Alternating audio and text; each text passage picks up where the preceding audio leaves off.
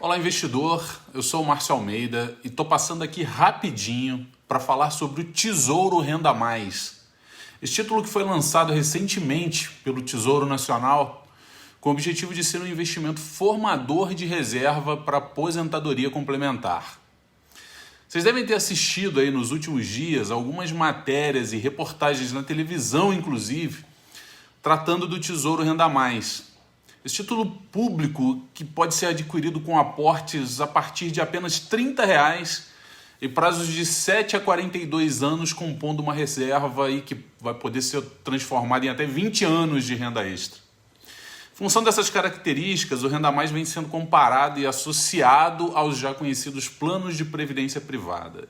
E é exatamente sobre a associação que vamos tratar rapidamente nesse vídeo, para que você possa decidir qual a melhor escolha de investimento de acordo com o seu perfil.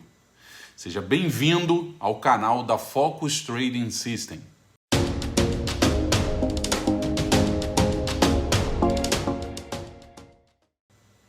O nosso objetivo com esse conteúdo não é o de indicar a melhor ou pior opção, mas o de passar algumas características que podem passar despercebidas e que são pontos importantes de serem avaliados.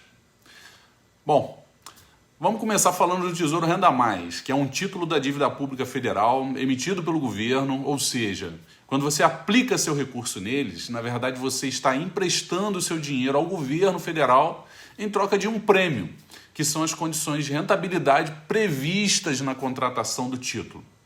No caso do Renda Mais, esse prêmio é a variação da inflação medida pelo IPCA, mais uma taxa de juros pré-fixada. E aqui nós abrimos o nosso primeiro parêntese, porque essa condição de rentabilidade só está garantida ao investidor se o plano de vencimentos for seguido de acordo com o que foi contratado. Isso significa que se o investidor quiser resgatar o título antecipadamente, o seu valor será precificado a mercado, na data da liquidação. A marcação a mercado é influenciada por condições com as quais os brasileiros não estão tão familiarizados no dia a dia, pelo menos quando o assunto está relacionado ao mercado financeiro. Política monetária e risco fiscal são apenas algumas dessas condições, por exemplo. Na prática funciona assim. Se o investidor adquirir um título com taxa pré-fixada de 7% ao ano e com vencimento para 2 anos, porém, após 1 ano de aplicação decidir resgatar antecipadamente, será feita uma cotação a mercado. E se as taxas praticadas para esse vencimento forem maiores que 7%, por conta de uma possível política monetária mais restritiva e um risco fiscal elevado, o investidor terá um ajuste negativo. Se forem menores do que os 7%, o ajuste será positivo. Já na previdência privada, que é regulamentada como um seguro, a marcação a mercado já é uma condição apurada diariamente e que compõe os seus rendimentos ao longo do tempo, e a sua variedade de estratégias disponíveis tende a proteger mais o investidor das flutuações medidas através da marcação a mercado diária. Na previdência privada, o investidor pode trocar a estratégia dedicada a gerar rentabilidade ao longo do tempo quantas vezes quiser, sem nenhum custo ou recolhimento de imposto. Isso significa que, se houver uma perspectiva negativa em relação à performance da estratégia que estiver sendo utilizada, o investidor poderá pedir a troca por uma composição mais conservadora ou aderente ao que se tem projetado. Esse procedimento é chamado de portabilidade e pode ser feito entre planos dentro da própria instituição, onde a previdência está custodiada, ou para uma outra instituição sem nenhum custo. Ou seja, nessa primeira comparação, enquanto no Renda Mais a composição da reserva fica com a rentabilidade atrelada a uma condição fixa, projetada até o vencimento, na previdência privada, o investidor tem a chance de trocar a estratégia ao longo do tempo, podendo escolher opções mais aderentes aos cenários projetados. Lembrando ainda que os planos de previdência privada podem aplicar os recursos em fundos que possuem títulos públicos como referência.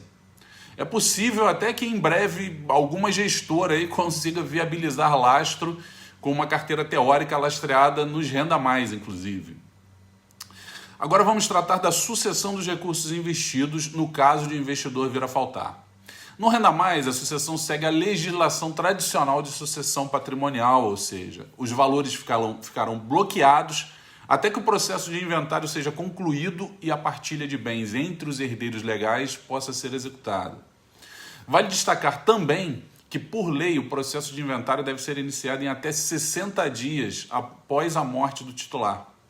Outro aspecto importante está relacionado aos custos, que também são relacionados ao inventário, né, que podem consumir uma parcela significativa com dos valores, né, com impostos e honorários advocatícios.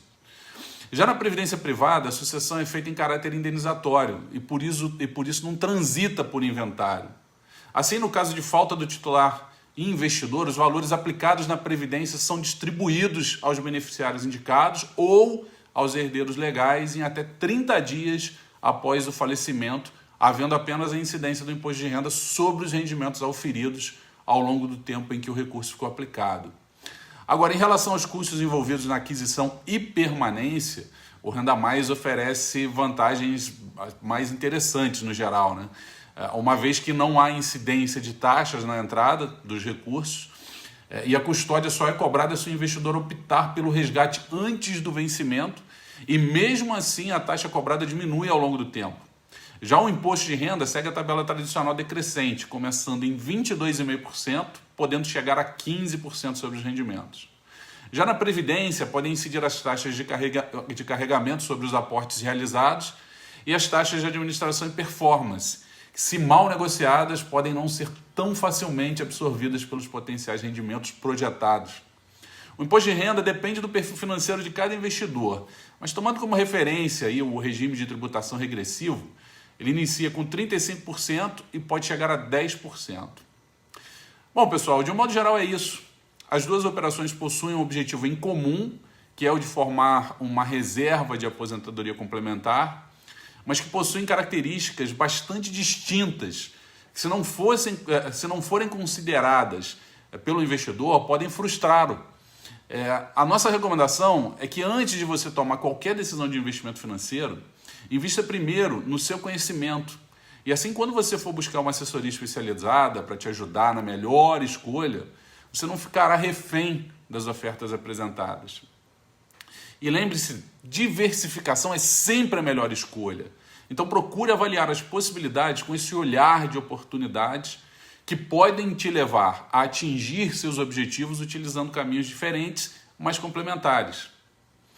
Se você gostou desse nosso conteúdo, eu te convido a se inscrever no nosso canal e a deixar o seu like. Ative também o sininho. Assim você sempre será avisado quando postarmos novos conteúdos. Venha você também fazer parte deste time de investidores.